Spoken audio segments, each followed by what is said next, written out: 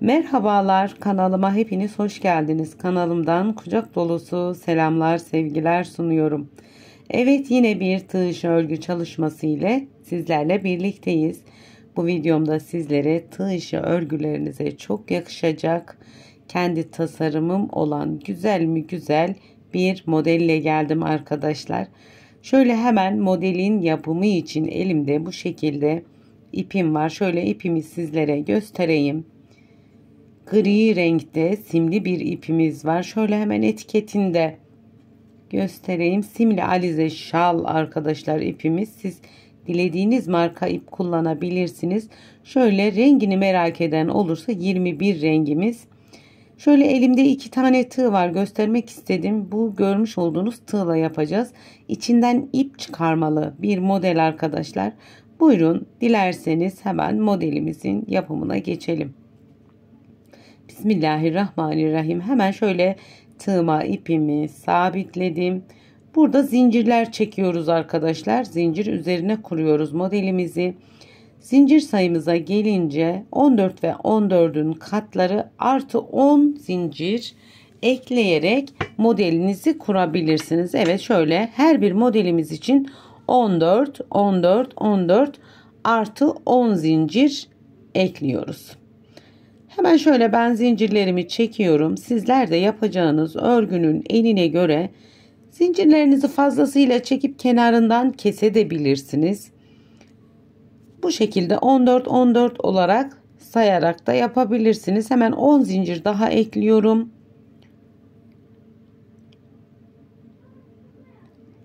Evet, bu şekilde zincirimi çektim. Burada hemen elimi tutuyorum. Kenar zincirimi çekiyorum arkadaşlar.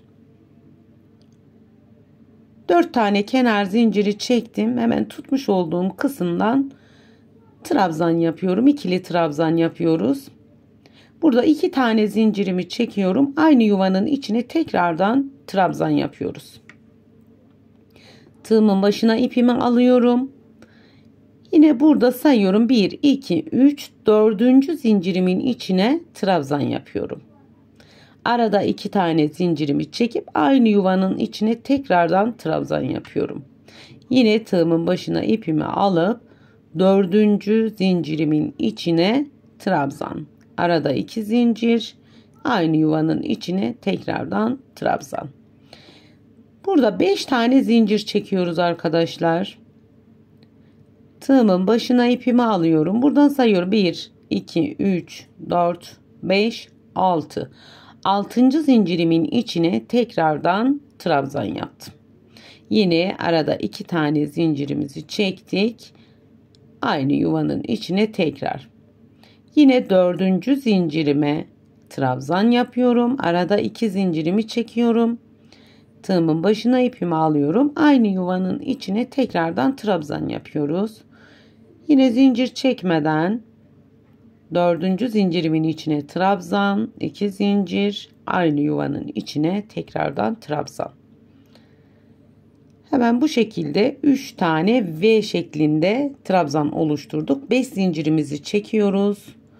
Tekrar 1 2 3 4 5 zincir saydım. 6. zincirimize trabzan yapıyoruz. Yine aynı bir önceki yapmış olduğumuzu yapıyoruz. 2 zincir trabzan. Aynı yuvanın içine zincir çekmeden 3 zincir atlayıp 4. zincirimin hemen içine trabzan yapıyorum. Burada 2 tane zincir çekip aynı zincirin içine batıyoruz. Yine evet, 4. zincirin içine bir trabzan, 2 zincir, aynı yuvanın içine tekrardan trabzan. Hemen 1 2 3. zincirime burada bir tane daha kenarda yapmış olduğumuz gibi trabzan yaptım. Evet, bu sıramızı bu şekilde tamamladık. Modelimiz 8 sıradan oluşuyor. Burada 4 tane zincirimi çektim. Hemen bu kısma bir tane trabzan yaptım. 2 zincir, yani bir alt sıradakinin tekrarı arkadaşlar, buradaki yuvalar. Şimdi buraya modelimizi kuracağız. Bir tane trabzan yaptım. Arada bir zincir çektim. Aynı yuvanın içine tekrardan trabzan yaptım. Şimdi buraya dikkat etmemiz gerekiyor. Hemen şöyle arkadaşlar. Tığımdaki ilmeğimi bu kısma doğru getiriyorum. 17 tane ip doluyoruz arkadaşlar. Bu şekilde 17 tane ip doluyorum.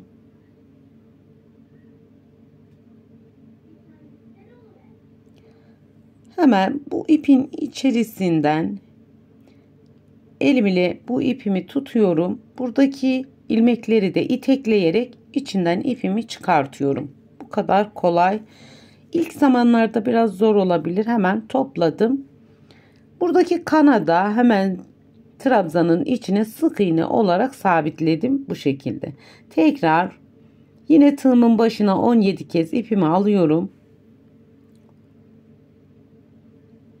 Yine aynı işlemi yapıyoruz. Bu şekilde 5 tane yapıyoruz arkadaşlar. Hemen ipimi içinden çıkardım. Aynı yuvanın içine sık iğne olarak yine battım. Tekrar 1, 2, 3, 4, 5, 6, 7, 8, 9, 10, 11, 12, 13, 14, 15, 16, 17. Tekrar aynı şekilde topladım. Şimdi hemen alt kısma gelecek şekilde bu kısımdan evet sık iğne ile sabitledim. 3 tane tomurcuğumuz olmuş oldu. Şimdi tekrar dördüncüyü yapıyoruz. 17 kez tığımızın başına ipimizi alıyoruz. Burayı biraz hızlı yapıyorum. Tekrar dördüncü tomurcuğumuzu da oluşturduk. Bir diğer kanat, karşıdaki kanada batıyoruz. Bu sefer sık iğne olarak sabitledim. Son tomurcuk 17 kez tığımın başına ipimi alıyorum. Yine ipimi içinden geçiriyorum. Sık iğne olarak kapatıyorum. Ve bu kısma yine sık iğne olarak batıyorum. Evet, çiçeğimiz oluştu. Bir zincir çekip hemen çiçeğimizin arkasındaki ilk yapmış olduğumuz tomurcuğa bu şekilde 2 ilmeğinden de alarak kaydırma tekniğiyle sabitledik. Evet, burada hiç zincir çekmeden bir trabzan yapıyoruz. Sıradaki açıklığa hemen 2 zincir, bir trabzan daha yapıyoruz. Evet, örneğimizin birini kurduk. Burada yine 5 tane zincir çekiyoruz. Buradaki 5 zincir durumu hiç değişmiyor. Örgünün bitimine kadar devam ediyor 5 zincirimiz. Tığımın başına ipimi alıyorum. Yine bu kısmı yine 2 zincir çekerek aynı yuvanın içine batıyorum. Tekrar yani buradaki yapmış olduğumuz bu V olan trabzanlar hiç değişmiyor arkadaşlar. Aynı şekilde yapıyoruz. 2 zincirimizi çekiyoruz. Aynı yuvanın içine tekrardan batım yapıp yine 5 tane zincir çekiyorum. Tekrar. Şimdi arada model kurmadık. Modellerimiz yer değiştirerek ilerliyor. Şimdi bu kenar kısma yine çiçek yapılacak arkadaşlar. Bu yapmış olduğumuz bu çiçekten yapılıyor. Yine 1, 2, 3, 4, 5, 6, 7, 8, 9, 10, 11, 12, 13, 14, 15, 16, 17 tane ipimi sardım. İçinden çıkardım. Topladım. Hemen bu kısma sık iğne olarak sabitledim. Evet arkadaşlar, bir önceki yapmış olduğum gibi tamamlayıp geliyorum. Evet. Şimdi modelimizin biraz sırası fazla olduğu için hızlı gösteriyorum arkadaşlar. Çok zamanınızı almak istemiyorum. Videonun üst kısmında 3 noktadan dilerseniz videoları ağırlaştırabilirsiniz. Yavaşlatarak modeli çıkartabilirsiniz. Hemen kenar kısmını da yaptım. İkinci sıramızda modelimizi kurduk. Şimdi modelin 3. sırasına geçiyoruz. 4 tane zincirimi çektim. Hemen bu kenardaki kısma trabzan yapıyorum. Bir tane 2 zincir çekiyorum. Aynı yuvanın içine tekrardan trabzan. Şimdi burada tam tomurcuğun arkasındaki bu ilmekten bir tane trabzan çıkartıyoruz. Arada 2 tane zincirimizi çekiyoruz. Buradaki trabzan kısmını tekrardan oluşturuyoruz. Yani çiçek yapmış olduğumuz trabzanı tekrar oluşturuyoruz. Yine hemen ikinci kısma geçtim. 2 zincirimi çektim. Aynı yuvanın içine tekrardan trabzan. Buraları düz örgü olduğu için 5 tane zincirimi çekiyorum. Yine değişmiyor arkadaşlar. Buradaki yine trabzanları yapıyorum. 2 zincir, aynı yuvanın içine trabzan. Tekrar zincir çekmeden diğer kısma geçiyorum. 2 zincirimi çekiyorum. Aynı yuvanın içine trabzan. Tekrar diğer kısma geçiyorum. Burada değişen hiçbir şey yok. İlk göstermiş olduğum kısım gibi. Devam ediyoruz. 5 tane zincirimi çekiyorum. Yine burada trabzanlarımızı yapıyoruz. Arada 2 tane zincirimi çekip aynı yuvanın içine tekrardan trabzan yapıyorum. Yine hemen bu tomurcuğun arkasındaki kısımdan trabzanımızı çıkartıyoruz. Şöyle biraz sıkı batmışım galiba. Tekrar trabzan, 2 zincir, aynı yuvanın içine batıyoruz. Bir trabzan daha yapıp buradaki trabzan kısmını oluşturduk. Kenardaki trabzanımızı yapıyoruz. 2 zincir, aynı yuvanın içine tekrardan trabzan. Burada bir tane zincirimi çekip kenar kısmını oluşturuyorum arkadaşlar. Yine ikili trabzan yapıyorum. 4 tane zincirimi çekiyorum. 4 zincirimden sonra hemen 4. sıramızı oluşturuyoruz. 4. sıramız aslında modelimizin tekniği bu. Şimdi çiçeklerin yerlerini değiştiriyoruz. Bir diğer sıramızda. Evet, buraya normal trabzanlarımızı yapıp geçiyoruz. Burada model kurma yok arkadaşlar. Aynı yuvanın içine tekrardan trabzanımızı yapıyoruz. Evet, bu sıramızı bu şekilde tamamlıyoruz arkadaşlar. 5 tane zincirimizi çekiyoruz. Hemen tığımın başına ipimi alıyorum. Buradaki teknik hep aynı. 2 zincir, aynı yuvanın içine batıyoruz. Zincir çekmeden diğerine geçiyoruz. Bu şekilde devam ediyoruz. Evet, bu sıramızı tamamlayalım. Dediğim üzere modelimiz 8 sıradan oluşuyor ama düz örgü, zor bir tarafı yok. Sadece çiçeklerimiz biraz elimize alıştırasıya kadar zorlanabiliriz. Evet, devam ediyorum.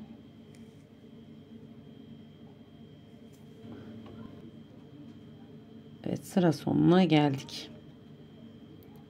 Hemen şöyle 2 zincir, bir zincir çekip kenar kısmını oluşturuyoruz. Evet, hemen şöyle tekrar göstereyim. 4 sıra yaptık arkadaşlar. Şöyle 1 2 3 4 sıra yaptık. Şimdi tekrar diğer örneğimize geçiyoruz. Modelimiz 4 sıradan oluşuyor. 8 sırada kendini tamamlıyor arkadaşlar. Hemen burada yine 4 tane zincirimizi çekiyoruz. 1 2 3 4 zincir, geriye döndüm. Şimdi birinci sıramızın tekrarı. 2 zincirimi çekiyorum. Aynı yuvanın içine batıyorum. Tekrar 2 zincir, aynı yuvanın içine bat. Tekrar 2 zincir, aynı yuvanın içine batıyorum. 5 tane zincirimi çekiyorum. Tekrar diğer kısma geçiyorum. 2 zincirimi çekiyorum. Evet, bu sıramı tamamlayıp sıra sonuna gelelim arkadaşlar. Evet, sıramı tamamladım. 5. sıramızı burada yine 4 tane zincir çekip 6. sıramıza geçiyoruz. Şimdi çiçeklerin yerlerini değiştiriyoruz. Burayı olduğu gibi trabzanlarımızı aynı şekilde örüyoruz değiştirmeden. 2 zincir aynı yuvanın içine batıyoruz. Tekrar diğer yuvamızı yapıyoruz. Tekrar 3. trabzan kısmını arada 5 tane zincirimizi çekiyoruz. Şimdi burada tığımın başına ipimi alıyorum. Burada bir tane trabzan yuvasını yapıyoruz. İkinci ortadaki trabzan kısmına geldiğimizde bir tane zincir çekiyoruz arada. Aynı yuvanın içine batıp bu yapmış olduğumuz trabzana hemen buradaki yapmış olduğumuz çiçeği oluşturuyoruz arkadaşlar. Evet, hemen çiçeğimizi yapıyoruz yine. 1, 2, 3, 4, 5, 6, 7, 8, 9, 10, 11, 12, 13, 14, 15, 16, 17. Hemen topluyoruz. Sık iğne olarak batıyorum. Evet, bu şekilde bu kısma da çiçeğimizi ayarlıyoruz. Burada yapmış olduğumuz gibi. Hemen şöyle ben yaptım arkadaşlar. Bir zincir çektim. Hemen arka kısımdan kaydırma tekniğiyle sabitledik. Burada devam ediyorum. Trabzanlarımıza tekrar 2 zincir çektim. Aynı yuvanın içine tekrardan battım. 5 tane zincirimizi çekiyoruz. Tığımın başına ipimi aldım. Buradaki trabzan kısmına geçiyoruz yine. Burayı da aynen devam ettiriyoruz. 2 zincir aynı yuvanın içine batım. Zincir çekmeden diğer yuvaya atlıyoruz. 2 zincir aynı yuvanın içine batım. Bir tane zincir kenar kısımlarını trabzan yaptım. Kenar kısmını da ayarlamış bulunuyoruz. Hemen 7. sıramıza geçiyoruz. 7. sıramızda da bütün trabzanlarımızı yapıyoruz. Aralarda 2 zincirimi çektim. Hemen tekrar diğer kısma atlıyorum. Trabzanımı yapıyorum.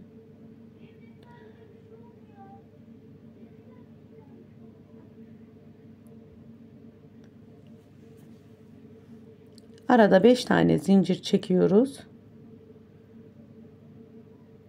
Trabzan kısmını yapıyorum.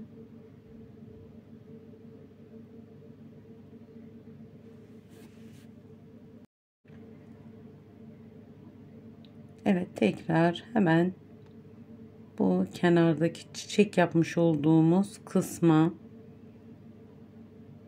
bir tane trabzan, 2 zincirimizi çekiyoruz. Aynı yuvanın içine tekrar batıp buradaki trabzanlarımızı oluşturuyoruz.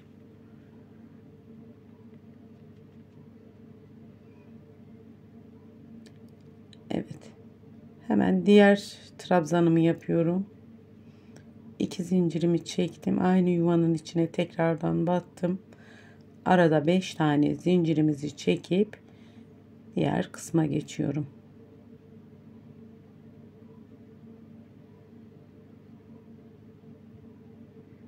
Dediğim üzere aslında düz bir örgü arkadaşlar. Evet, hemen kenar kısımlarını yapıyorum. 2 zincir ile bir zincir çektim kenarda. En son kenar trabzanımı oluşturdum. Yine 4 tane zincir çekip kenar kısmı yine tekrar en son sıramızı geçeceğiz. Tığımın başına ipimi aldım. Burada yine 2 zincir aynı yuvanın içine battım. Tekrar 2 zincir aynı yuvanın içine batıyorum. Evet, bunu sıra sonuna kadar yapıp geliyorum arkadaşlar. Evet, hemen şöyle modelimizi bir kez kurmuş olduk. Şöyle 1, 2, 3, 4, 5, 6, 7, 8, yani 8 sırada kendini tamamladı. Bundan sonrası modelin tekrarı. Hemen şöyle bu yapmış olduğumuz çiçeği bu kısma, yine çiçeği tekrar bu kısma, orta kısma da trabzanımızı yapıp, evet şöyle ben biraz daha büyük parça üzerinde modelimi göstereyim sizlere. Hemen büyük parça üzerinde modelimiz bu şekilde. Gerçekten çok hoş, güzel, herkesin yapabileceği türde muhteşem bir model. Şöyle modelimi detaylı bir şekilde göstereyim. Farklı açılardan. Hemen arka yüzünde göstereyim. Arka yüzü de tertemiz, düzgün duran hoş bir görüntüsü var. Evet arkadaşlar, bu modelden neler yapabiliriz? Bu modelden şahane yelekler yapabiliriz. Hırkalar yapabiliriz. Bluzlar yapabiliriz. Etoş hallar yapabiliriz. Yani aklınıza gelebilecek her türlü tığ işi örgü alanında kullanabileceğiniz güzel bir model. Evet arkadaşlar, bir videomuzun daha sonuna geldik. Bu aşamaya kadar beni izlediyseniz bir beğeni, bir yorum yaparak bana destek olursanız çok sevinirim. Evet, bir sonraki videomuzda görüşmek dileğiyle. Allah'a emanet olun. Hoşça kalın. Kendinize iyi bakın.